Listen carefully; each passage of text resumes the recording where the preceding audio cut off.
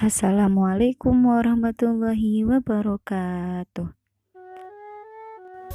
Wilujeng enjing sadayana, mugia tetep semangat dina milarian elmona, amin.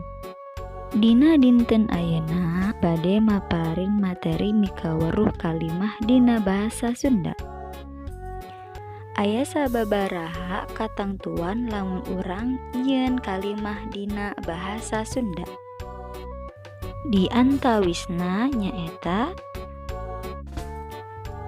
anu kahiji nyaeta kalimah dimimitian ku huruf gede.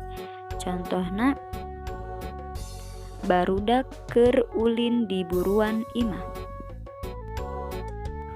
Anu kadua nyaeta aksara gede dipake pikeun nuliskeun aksara kahiji ngaran jelema. Sok sanajan ngaran jelemana teh aya di tengah-tengah kalimah.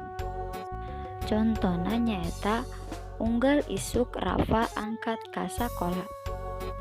Anu katilu nyaeta aksara gede pikeun nuliskeun ngaran poe, bulan jeung taun. Contoh, Senen 12 Mei bade aya acara lomba puisi.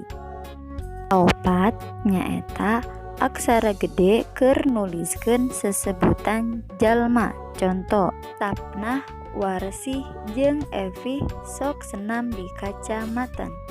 Cekap sakieu wae pangajaran dinten ayeuna. Mugia mangfaat. Wassalamualaikum warahmatullahi wabarakatuh.